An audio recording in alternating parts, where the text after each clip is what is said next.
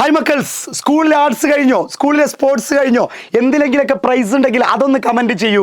Price നല്ലത് കാര്യം തന്നെയാണ്.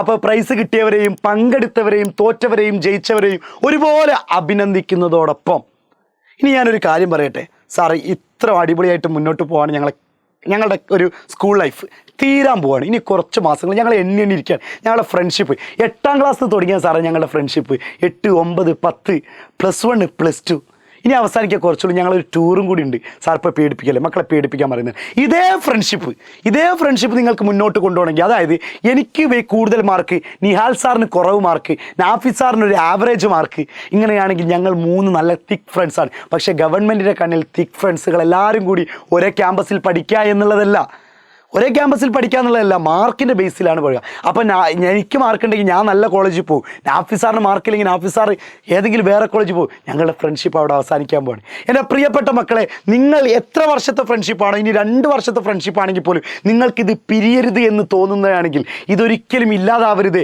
ഞങ്ങളുടെ ഫ്രണ്ട്ഷിപ്പ് ഇനി ഡിഗ്രി കലാജീവിതത്തിലേക്കും കലാലയ ജീവിതത്തിലേക്കും കൊണ്ടുപോകണമെന്ന് ആഗ്രഹിക്കുന്നവരാണെങ്കിൽ കൃത്യം 7 നമ്മളൊരു സ്റ്റഡി പ്ലാൻ ഉണ്ട്.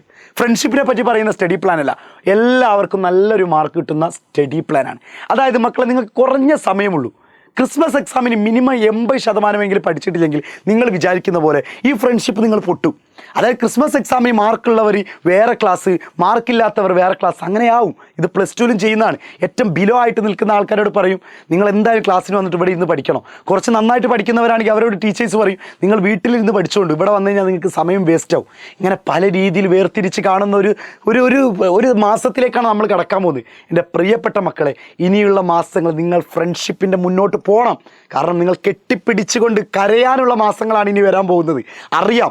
അപ്പോൾ ഇനിയും നമുക്ക് ഡിഗ്രി എത്തുമ്പോഴും, അല്ലെങ്കിൽ നിങ്ങൾ വേറെ ഏതെങ്കിലും കോഴ്സിന് പോകുന്നവരാണെങ്കിലും ഒരുപോലെ മുന്നോട്ട് പോകണമെന്ന് ആഗ്രഹിക്കുന്നവരാണെങ്കിൽ കൃത്യം 7 നമ്മളൊരു സ്റ്റഡി പ്ലാൻ തരുന്നുണ്ട്. അതായത് ഒക്ടോബർ 14 തീയതി, ഇന്ന് ചൊവ്വാഴ്ച കൃത്യം 7 +2 കുട്ടികളെല്ലാവരും വിളിച്ചു വന്നത്. കൊമേഴ്സ് ആവട്ടെ, ഹ്യൂമാനിറ്റീസ് ആവട്ടെ, സയൻസ് ആവട്ടെ. സയൻസ് ആണെങ്കിൽ സയൻസിൻ്റെ ചാനലിൽ, കൊമേഴ്സ് ആൻഡ് ഹ്യൂമാനിറ്റീസ് ആണെങ്കിൽ ഈ ചാനലും ഉണ്ടായിരിക്കും. സെറ്റാക്കിയിട്ട് നമുക്ക് പൊളിച്ചടക്കാം. നിങ്ങളുടെ ഫ്രണ്ട്ഷിപ്പ് ഒരു വിധത്തിലും തകരില്ല. സെറ്റല്ല മക്കളെ? ഹാപ്പി ആയിരിക്കുക. അപ്പം മറക്കരുത്, ഫ്രണ്ട്സിനൊക്കെ കൂട്ടിയിട്ട് കൃത്യം 7 ഇന്ന് വരണേ.